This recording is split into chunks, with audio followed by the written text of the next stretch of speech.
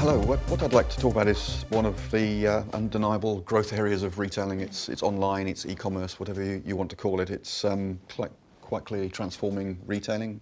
So I was really keen to have a discussion, get your views as independent retailers of different sectors, different sizes, on the importance of online, how you think it works for your customers. And I know you all have very different approaches. Piers, also you're primarily an online retailer. So maybe if I may sort of start with you, when you were thinking about launching the business, what made you think this is a pure play or online only retailer? Well, it was always going to be an online business, as opposed to investing in bricks and mortar and taking on those overheads and tying yourself into contracts. Our business model was all about minimum investment from a startup perspective, and therefore the online side of things was the way it was going to be. My primary business partner, she has a career in online retail. She's worked for some of the biggest names in the globe. And so she has the expertise and understanding of what it takes to make that happen. And so for us, there wasn't any consideration of going into the high street. It was always going to be an online business. We have invested in getting the right platform for ourselves, getting the right payment processing systems in place, getting the right business service suppliers from that perspective. We also warehousing, holding stock, getting the mailing deals going, shipping deals, all of that sort of thing. So that's where we have invested. And obviously our time and effort with regards to setting up the social media platforms and creating a fully interactive, engaging platform across all facets. Sally, you're sort of also similar age of business, but you launched with the store first, or we launched with the store first, and it was our intention within a couple of months to have a website really to signpost to the store. But I think in my case, we were either going to invest quite a lot of time or money into the setting up of the website, and we decided that we'd spend time on it, which we had more time than money. And we started by reading quite a lot of reviews about which templates we could use, who we could use. And so it was an in-house project. And also because we were establishing our kind of house style, if you like, and our identity, doing all the photography ourselves and that kind of thing meant that we had ownership of how it looked.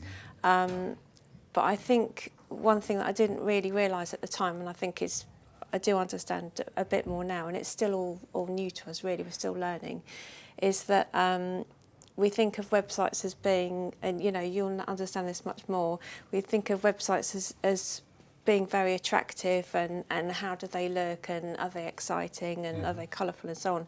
But really there are sort of particular zones where people are going to look, and sometimes you've actually got to have less information on there because that's going to be much clearer. And we've kind of learnt by trying different formats. I think ours still need some tweaking really. So in the boutique womenswear sector, how relevant do you feel is online? Yeah, I mean, look, I think it's undeniably really relevant to women's wear and to fashion. However, I'm not yet online, partly because my strategy was always to invest in the store. I think also partly I do a lot of products, quite classic clothing that I feel maybe doesn't translate that well online. For example, a great fitting black trouser, whereas I know online the things that seem to sell much better are much more emotional pieces that are much, are really colourful. So definitely as an independent boutique, I do need to get there. It's a very big investment in terms of resource, time and finance. You're completely right about the investment required, not necessarily money investment, but a time and effort. We tried half-heartedly in the beginning to run it out of the back of a shop, and it was an absolute nightmare. We had trying to sell stuff that wasn't in stock. We weren't selling stuff that was in stock. If you think about all the sizes and colours and descriptions and pictures. So we sort of started taking it more seriously probably about 3 years ago, and in that time it's gone from about 1% of our sales up to nearly 20% of our sales now. And understanding what you want from it is it's a big thing. I can understand from your business, it's as much about engaging and communicating as it is selling for a website. If you're having an event, or there's new product lines coming out, or these are the trends that are going to be there. If you have an existing client base that are interested in that and they link into you via your website.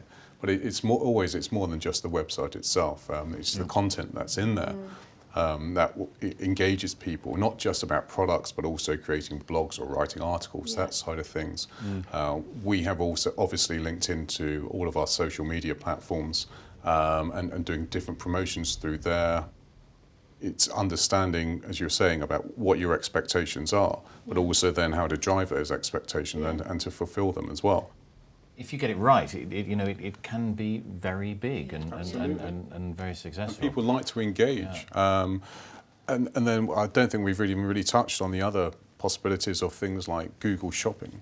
Facebook, you can have your Facebook shop page on there where you can list all of your products. People can go into your Facebook. And these are all services open to independents, aren't they? It's Yes, not, very much not so. just large. No. I think they're better off for independents.